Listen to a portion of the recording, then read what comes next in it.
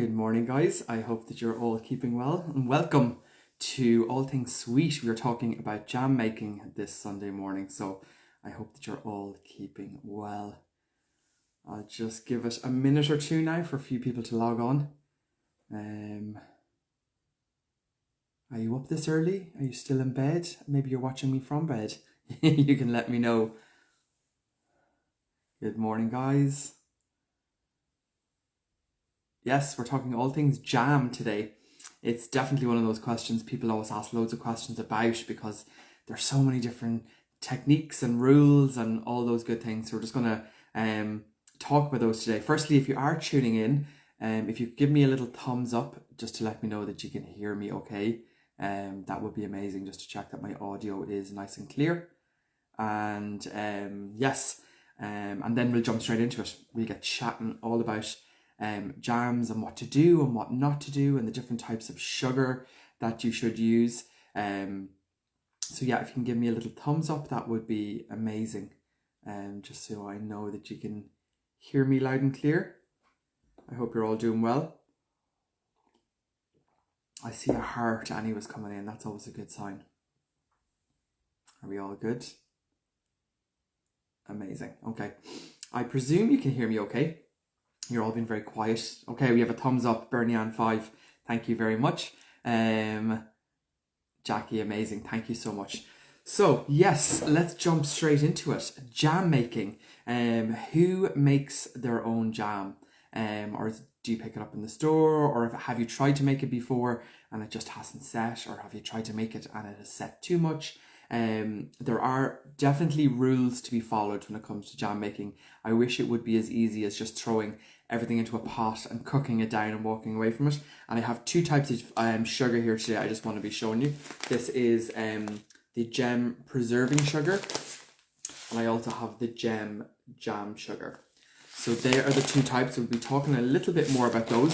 So for anyone that is tuning in after this live, I will be saving this on the Gem social media page, so on their Instagram page, so you can rewatch this as well. And do comment down below if you're watching this later on today at some point.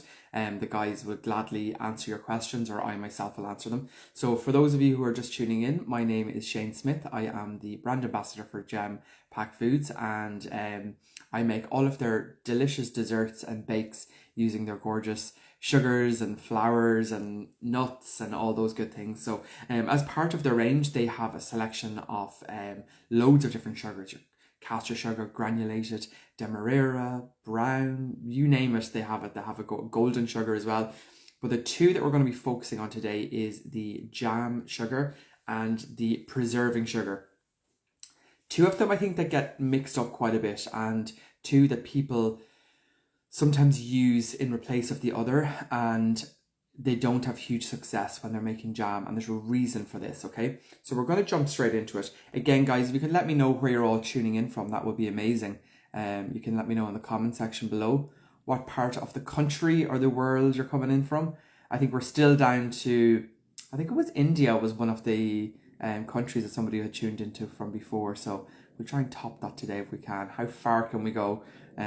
What part of the country are you tuning in from? That would be lovely. And don't forget, if you have any questions whatsoever in relation to jam making, pop them into the little comment section below and I'll answer them as corners go on. I have about 5 or 6 questions here from subscribers that have sent in their messages, so I'm going to be reading those out at the end and going through all of this. Jackie, sunny southeast County Waterford, beautiful part of the country. I'm just looking out here. I'm in Dublin at the moment and the sun is shining nice and early, so it looks like it's going to be an amazing day. I hope that you have a nice day planned, Jackie. Okay, so firstly, what is jam sugar? Can you not just use regular sugar when you're making jam? You can, but there are a couple of rules that we need to adhere to. Fruits that are high in pectin. So firstly, what is pectin? So pectin, basically, I have my notes right here in front of me because there's lots of things to say about jam, so I just jotted a few of them down. So basically, pectin is a naturally occurring starch that you find in fruit and some vegetables as well. And this is a natural thickening agent. You often hear about using gelatin to thicken up sauces and mousses and desserts, but pectin is a natural occurring starch, and some fruits are really high in pectin and some fruits are quite low in pectin. Okay, so the fruits that are quite high in pectin, they don't necessarily require the use of jam sugar when you're making a jam or preserve, because the natural pectin that's found in that fruit, I have a full list of the fruit that is high in pectin and the fruit that is low in pectin. And I'll be reading that out later on. Again, if you're watching this live, you can save this video, and whenever you do decide to make some jam, that you can revert back to it, because there are a couple of key points here that I think that you should know. So basically, yes, so pectin is what's found in naturally in fruit, and the higher the pectin, the better your jam or jelly will set. Okay, so for the fruits that need that little helping hand to set in jams, like berries, like soft fruit, like strawberries, for example, or even sometimes rhubarb. I think we've all made a jam, whether it's strawberry or rhubarb, and it just hasn't set, and it's so hard to know when to stop cooking it. And again, I'm going to get into that now in a minute. But this is where you use jam sugar, and this eliminates the fear of your jam not setting. So I'm just going to grab it again. So this is the jam sugar. And what is the difference in jam sugar and regular sugar? Well, the difference is there is already pectin added to this sugar, and also some citric acid, so some citrus in there as well. To create a jam that's going to set and be nice and firm for you, you need those two things. You need citrus, like citric acid, so like lemon juice or something like that, like citrusy, and pectin, and that is both already added into that sugar. So for a jam that you would struggle to set, again, like I said, maybe a strawberry jam, maybe a raspberry jam, or even like a rhubarb jam, I know that, again, I'll go through that list of jams that are low in pectin. This is where the jam sugar really does help out, because it has the addition of pectin in there, and it also has the addition of citric acid. So sometimes when you're making jam at home, you generally always put in a squeeze of lemon in there, and that lemon juice, and that helps it set up as well. That's the science part, where the pectin and the citric acid work together to create bonds to form a nice set. So that is why you would use jam sugar over granulated, over caster sugar. So if you're looking at fruits which are high in pectin, I'm going to pull up the list here. I have it here beside me. Fruits that are high in pectin, like we have blackcurrants, crab apples, cranberries, gooseberries. You can make jam with those just using regular sugar. You don't need the jam sugar for that one, because they are naturally high. I think we've all made crab apple jelly, or we've all made like a blackcurrant jam, and it sets pretty well. It sets really well, actually. So you don't require the use of jam sugar. You can use it. You'll have a really firm jelly, but you can just get away with using the preserving sugar or even granulated sugar, and that will help your jam to set. But again, the ones that are low in pectin, like I have here the list, I have blackberries, cherries, figs, nectarines, peaches, pears, rhubarb, strawberries. They all just need that extra little bit of help to set. So that is where the jam sugar comes in place. So if you're ever wondering what the difference is in regular sugar and jam sugar, it's just the addition of pectin and a little bit of citric acid that is already in the jam. Okay, so next up here, yeah, basically the pectin, how it works. I just have notes here that when you go to cook your jam, what happens is the pectin is released from the skin, sometimes from the stone if you leave it in, and that actually dissolves into the juice, and that's what helps your jam to thicken up as well. What do we have here? Jam sugar, I have that on here. So yeah, just one more time, we'll go through the chart really quickly of the fruits that are high in pectin and fruits that are low in pectin. Again, guys, if you have any questions whatsoever, excuse me, pop them into the question bar below, and I'll be able to answer them as we go along. But fruits that are high in pectin include blackcurrants, crab apples, cranberries, gooseberries, unripe plums, quince, citrus fruit, like orange is a perfect example if you're making like a marmalade. Loganberries, medlars. Medlars are like a Victorian fruit. They're kind of they're a cross between a pear and a fig almost. They're really, really nice. What else do we have here? Cherries, plums, Yeah, and then obviously the fruits that are lower in pectin, again, you're looking at your blackberries, cherries, figs, nectarines, peaches, pears, rhubarbs, raspberries, and strawberries. Okay, so there's a list of fruits that just to be aware of that do need help, and fruits that don't necessarily use help, that need the pectin. What is the difference between jam sugar and preserving sugar? Just one more time, this is the jam sugar. So this is the one with the added pectin and citric acid. And this here is the preserving sugar. That's probably back to front now on the camera. So that's the packaging if you're looking for them in stores. So what is the difference in preserving sugar and jam sugar? I know I've made the mistake years ago before where I was using the preserving sugar instead of the jam sugar, and I was hoping that it would have the same effect, that it would thicken up your jam for you, but it didn't. So the difference in the preserving sugar and the jam sugar is that the preserving sugar here, this one in the red bag, is pure sugar. There is nothing added to that. There is no citric acid. There is no pectin in there. It is just plain sugar. But the one thing that it does that's different to granulated and cask sugar, it takes longer to dissolve. So when you're using preserving sugar, what I would say is only use this preserving sugar with fruits that are high in pectin. So fruits that have no problem in setting. So like if you're making, again, I'm trying to think of different ones here, like a nice plum jam or a marmalade, the preserving sugar melts a lot slower, and it doesn't rest on the bottom. And the reason, the benefits of it melting slower is that it doesn't burn on the bottom. So you don't have to be standing beside the jam and stirring it all the time. And it also helps to purify the jam. So you get a lot clearer and a more, I suppose, cleaner, crystally kind of jam. So it's got a nicer color as well. And it helps all the impurities rise to the top of the jam, so you can kind of skim those off as well. So again, just to keep that in mind, that your preserving sugar has it melts slower than regular sugar, so it does stop things from burning. Did I leave any other notes out there? Yeah, it has no additives, best used in fruit with high pectin. It dissolves slower, reduces the risk of burning, and it also helps the impurities to rise to the top and gives a clearer set. So again, that's it. So again, just keep that in mind. Preserving sugar in the red bag, use that with fruits that you're making with jam that's high in pectin, that don't require the additional help of pectin. And if you're using softer fruits, strawberries, raspberries, rhubarb, stuff that needs help with setting, use the jam sugar because that has the additional pectin in there, okay? So now I have a list of about maybe 15 tips when making jam. So what I'm going to do is I'm just going to go through these 15 tips. Again, guys, if you have any questions, please pop them in the question bar below, or let me know where you're tuning in from. Hopefully you're still in bed, that you're curled up nice and relaxed. I'm going to go through the 15 pointers here of things to do when making jam, or things to take note of. So again, if you find this live useful, save it down and you can revert back to it later on. I'll be saving it on the Gem Instagram page after I finish here. Okay, let's get into it.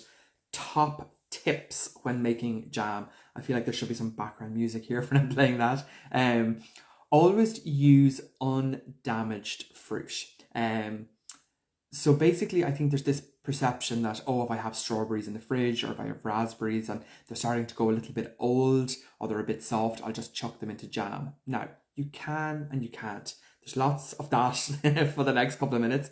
You can do that with softer, overripe fruit if you're just using it as an additional flavor with another fruit that is high in pectin, okay? So if you have a glut of strawberries, for example, that are starting to go a little bit overripe, what happens is the riper the fruit, the lower the pectin, okay? So although in theory it'd be great to use up a load of overripe strawberries to make a jam, you are going to have to rely on the help of additional pectin, like your jam sugar here, to help that thicken up. But even at that, overripe strawberries are the worst. So you might even need more additional pectin to help set. So again, keep that in mind. If the fruit is underripe, the higher the pectin, okay? So again, if you have Banana jam? No, no, no. I'm only joking. Yeah, listen, each to their own, I suppose. It wouldn't be my number one. But I'm not here to judge. You know what I mean? I'm not here to judge. Um, Although I just did. Sorry. But yeah. So just keep that in mind when you're making fruit, making jam. Try and use fruit that is underripe, because again, if the fruit is underripe, the pectin is higher in that fruit. So again, if you've got a glut of apples or plums, especially if they're a little bit underripe, you will get a better set. Okay, so don't be trying to make a glut of jam with overripe strawberries and expect it to set really well, because it will give you a little bit of work. It'll yeah. So where are we going? That I have there. Yeah, when possible, use underripe fruit as it is higher in pectin. You can use just straight up granulated sugar if you're using a high pectin fruit. Okay, so again, if you don't have the jam sugar or you don't have the preserving sugar, you can just use granulated sugar. But again, and just ensure that it's one of the fruits that is high in pectin. Okay.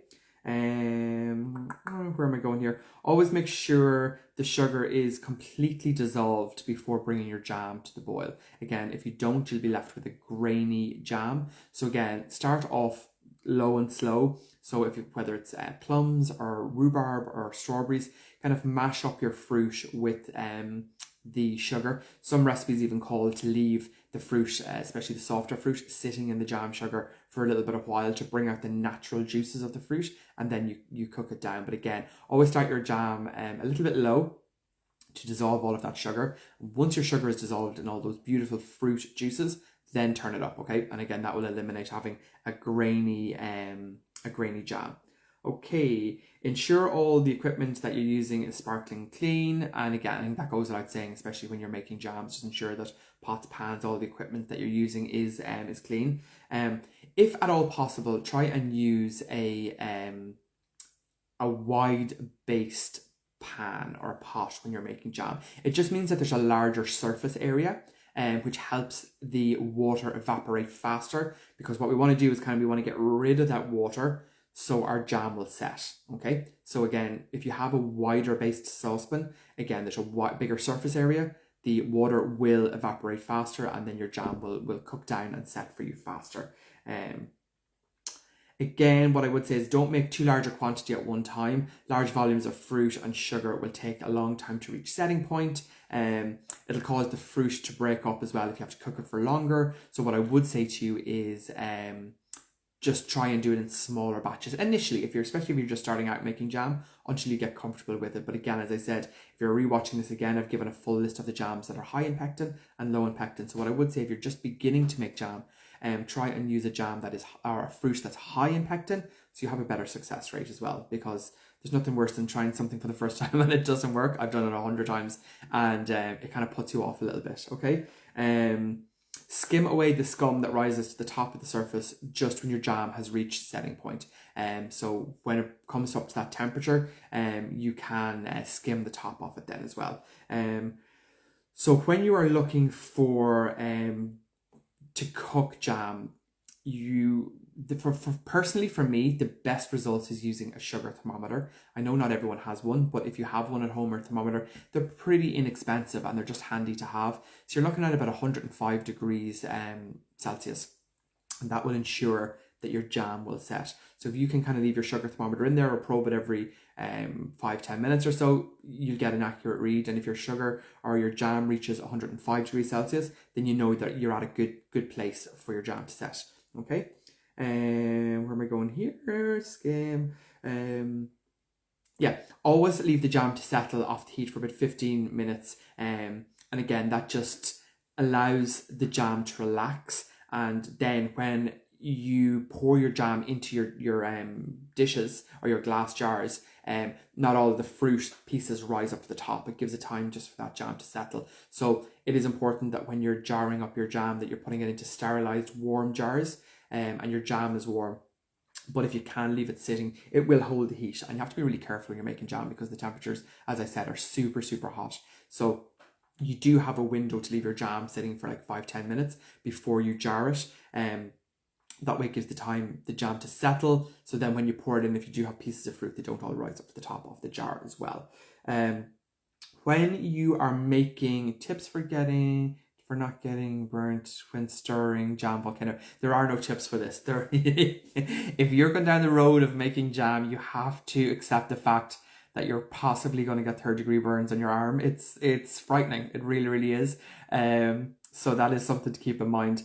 Again, if it's bubbling, like viciously bubbling, I would turn the heat down a tiny bit. Again, keep in mind 105 degrees is what you are looking for.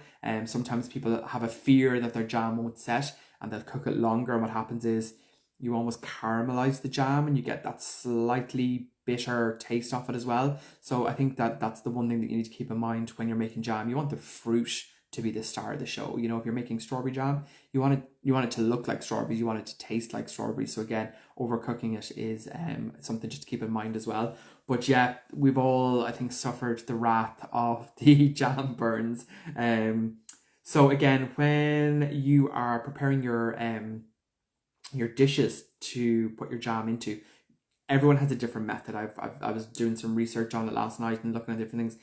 People boil them in water, people pop them into the oven, and there's so many different ways of preparing your jam jars. What I personally do is give them a good wash in soapy water and then rinse them off well, and then I pop my my dishes, then my glass dishes, into an oven at 100 degrees, and I leave that in there for about, maybe I would say 25-30 minutes. So when your jam is almost ready, I'll pop those into the oven, so then when I take them out, they're ready to go. So if you're not using the little kind of masonette seal jars, or one with a rubber seal, if you are using the one with the rubber seal, you also need to boil the rubber seal in water too. So you have to have a little pot of water on the go and just boil up your seal. So it sterilizes that as well. If you're not using the rubber seal and you're just using a little screw top, just put your little disc of greaseproof on top, just to kind of seal that in, and then put your dish on. Again, just ensure that your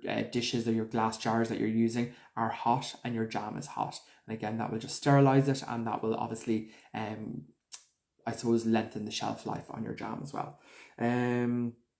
Yes, I had a note here as well about the strawberry and raspberries are best left with the sugar. So if you are going to be making a strawberry or raspberry, what I like to do then is put my strawberries or my raspberries mixed with the jam sugar and leave it sitting for a little while, and then come back to it, and the natural juices comes out of your fruit, and then that helps the jam sugar with the addition of pectin and citric acid to, I suppose, just blend in there, and I'm getting waves in here. Good morning, guys. So that just helps then everything set as well. So that's just another little tip too. You need to keep in mind too that a jam technically, officially, needs 60% sugar in it to be called a jam. Okay, so again, that's just more for people that are looking at doing retail. Yeah, it needs 60% of sugar in there, which is a lot. But listen, we're not here to talk about calories or or dentist trips with sugar. So again, 60% of sugar is what's needed. Okay. Yes, that's loads of little tips. Okay, so I'm going to jump on to a seasonality calendar. Okay, again, I'm going to save this video down, so if you find it useful, save it, and then you can revert back to it later on. Okay, so if we're looking at forced rhubarb, is good from like January to April. Outdoor rhubarb, so the non-forced, April to mid-late July. Strawberries and gooseberries, June to July. Cherries are July.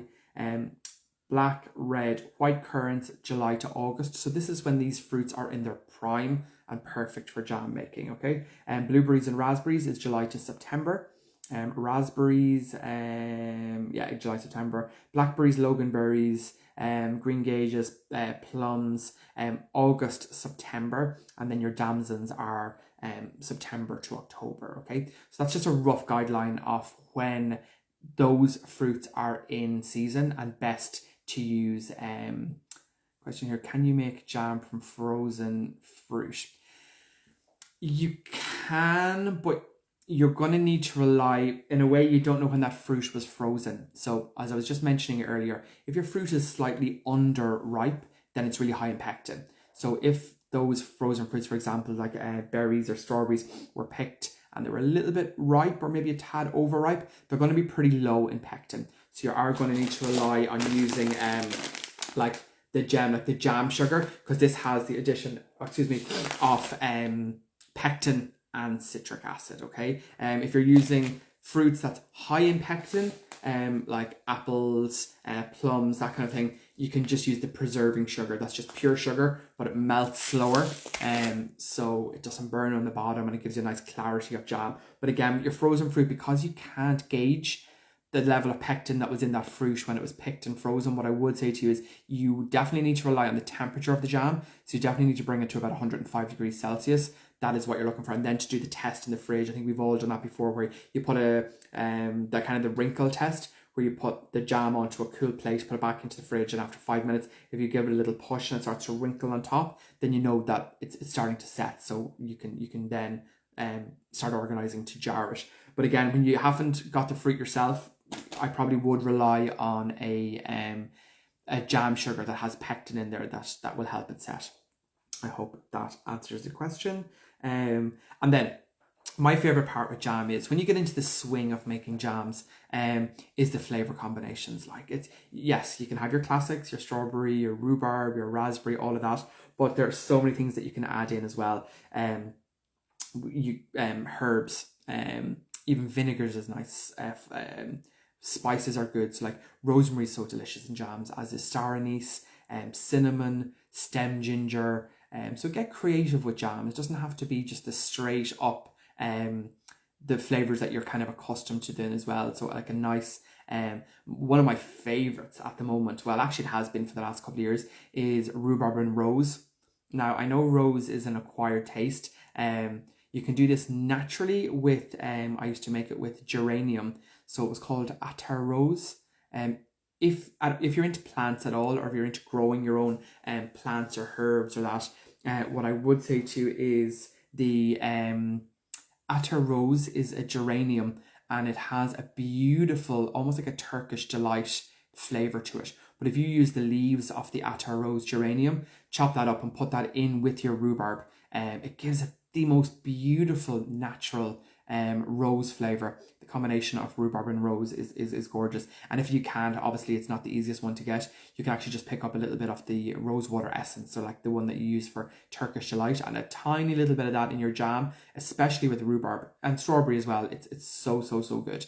So again, get creative with your flavors. It doesn't always just have to be the strawberry, the raspberry, you know what I mean? Get additional flavors in there again. So again, we went through loads there today. So we've talked about the seasonality calendar. We've talked about the fruits. What I'll do is one more time, just for those tuning in, I'll pull that document up. So I'm just going to give you a list of the fruits that are high in pectin. And remember, high in pectin means you can use the preserving sugar. It just melts a lot slower than granulated or castor, and it stops it from burning, and it gives you a nice clear finish. And then your fruits that are low in pectin is your jam sugar, because this has additional pectin and citric acid in there.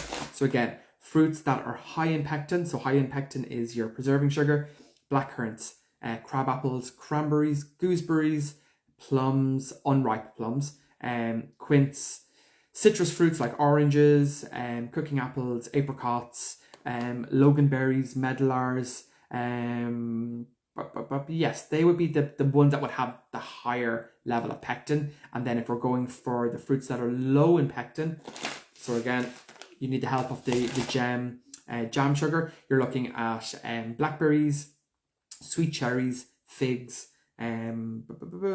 nectarines, peaches, pears, rhubarb, raspberries, and strawberries. Okay, so that's just a quick guide of which is high and which is low in pectin, and that will help you decide then which sugar to use whenever you're using the jams. Okay, so now I'm going to jump on to questions here. I have 1, 2, 3, 4, 5, 6 questions in. Okay, and again, guys, if you want to ask me any questions, pop it into the comment section below and I will answer those. Again, this video will be saved down on the gem page, so revert back to it if you want to watch it again, or if you have any questions, just pop them in the comment section and then we can answer them then. Okay, Anna wants to know, my plum jam won't set and I've used jam sugar before and a thermometer. Help.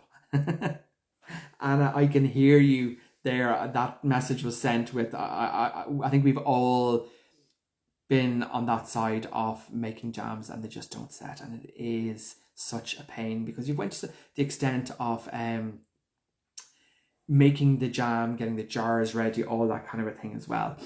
Sorry now, Jenny, do you leave whole? I'm not sure. You're talking about the fruit in general. Again, depending on your fruit, if you're using something that's small, like your raspberries and stuff, then I wouldn't worry too much, or strawberries. If they're big, you can quarter them. Do you leave whole spices in or take them out before? Sorry, okay, there we go, Jane. So that's spices.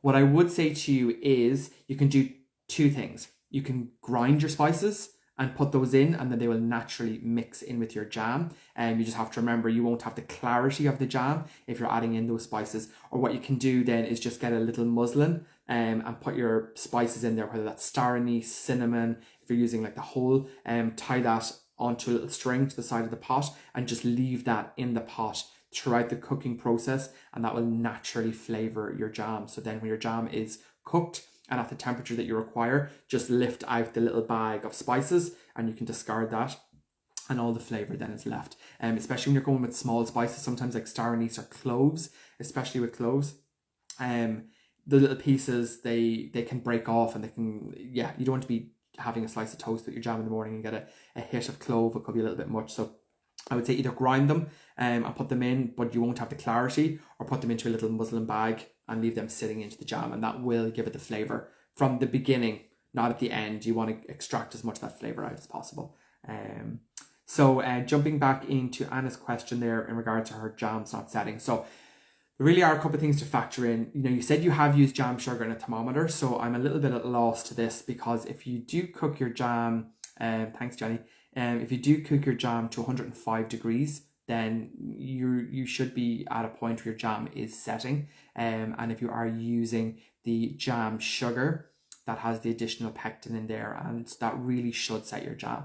The only thing I can say to you is that perhaps it might be worth looking at investing in just straight up pectin, which you can do. You can buy pectin now in most shops these days, and then just you would blend that pure pectin powder with your sugar and add that in. So you're adding more pectin to the fruit and more to the jam as well. So like that will help it set. So if you are bringing it to 105 and you are using jam sugar and it's still not setting, then perhaps look at increasing the amount of pectin that you're putting into your jam. So you would buy the pectin and add that in.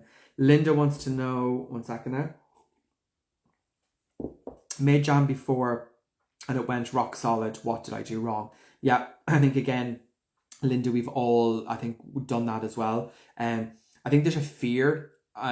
So basically you've overcooked the jam. So you've almost created like a fruit caramel basically. And again, it is the fear of making a jam and it doesn't set. So when you make it the next time, you cook it further to ensure that it does set. And in fact, then you're bringing it too far. Again, I think we've all had a jam where we've taken it out and it's quite firm and it's quite sad and we put it on, but all we can kind of taste is burnt sugar. Like it's a really bitter caramel flavor, and there's nothing worse, because I said, like, if these fruits are in season, that's what you want to celebrate and that's what you want to showcase. So again, what I would say to you, Linda, is ensure that you're using the either preserving sugar or jam sugar, depending on what fruit you're using, and that should help your jam to set up. And again, remember, 105 on a thermometer will ensure that you're at the right level for your jam to set. And again, don't be afraid to give it a little test, put it in the fridge, take it out if it's soft, cook it down a little bit more.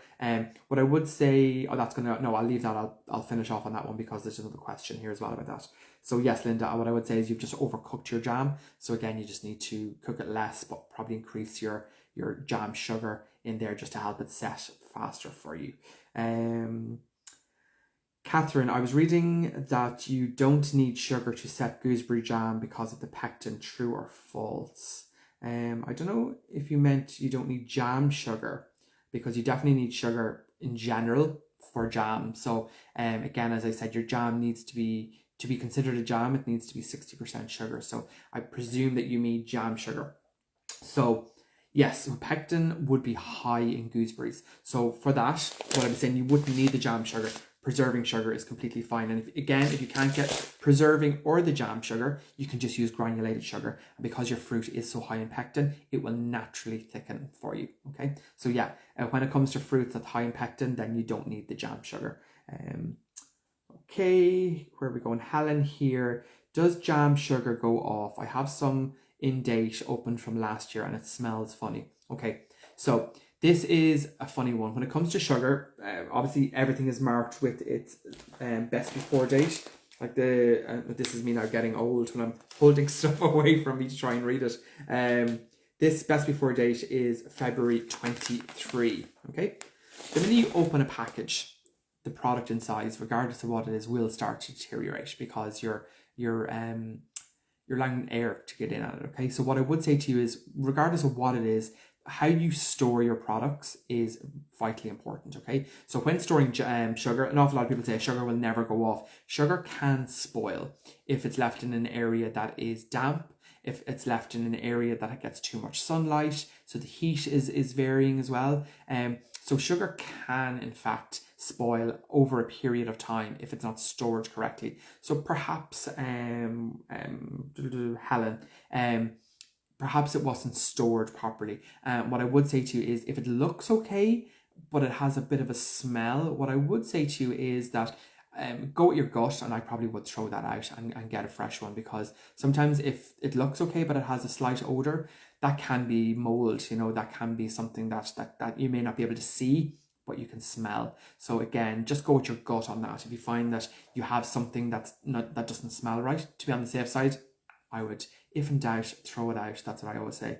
Where are we going here? Jonathan, why does my rhubarb jam not set? Again, I think I've answered that previously, Jonathan, in regards to the level of pectin that you're using. So again, just to ensure that you're using a good jam sugar, and that will help your jam to set. And Josephine, how do I get nice chunks of strawberries in my jam? Yes, okay. So that's another thing as well. When you get a gorgeous jam and you want those nice pieces of strawberry, I wouldn't say that you add those strawberries in at the end when the jam is at a lovely thick state, because what you're doing is there's natural juices and water that's in fruits that just seep into your jam, and that will leave it softer. So you have to cook it, but obviously the longer you cook a jam, the more you're going to break up the fruit. So it'll just disappear and disintegrate into the jam, okay? So what I would say to you, Josephine, is to make your strawberry jam as normal, but instead of cooking it to get it to set to 105, then just increase the amount of pectin that you're putting in. So again, if you're using your jam sugar, to increase that, and that way then you don't have to cook it for as long, so it'll set faster, thus the fruit then won't break up on you as well. Okay. That is my 4 pages, excuse me, of notes all gone through. Guys, I hope that was helpful. I hope that answered some of your questions in regards to what sugar to use, when to use it, what fruits to use it with. Again, there's always, I think, a little bit of confusion with the preserving sugar and the jam sugar. Okay, so again, all these little tips are down here as well. So thank you very much, Stefan. So you can basically look down here again, or look in the video, and that will answer all your questions. Again, helpful when you're looking at fruits that are high and low in pectin. So I hope that helps. And again, if you're watching this on replay later on and you have any nice little jam tips to share with the gem audience, don't be afraid to pop them down in the comment section. But for now, I'm going to love you and leave you. I hope that you all have a gorgeous Sunday. Thank you, Shane. Thank you, Denise. I hope that you all have a gorgeous Sunday. Relax, put the feet up, make some jam, go crazy. Again, if you're looking for any delicious, thanks Jenny, recipes, head on over to the Gempack Food website. There are tons of delicious, gorgeous, summery recipes over there. Simple ones to bake with the kids for the weekend, or some kind of more intricate ones, but to test yourself. So yeah, loads of inspiration over there if you want to head all over. Kazi, thank you so much. Bernie, thank you so much. Appreciate all the lovely comments. Yes, thank you so much, guys. Again, enjoy the rest of your Sunday, and I will be talking to you all soon. Thanks.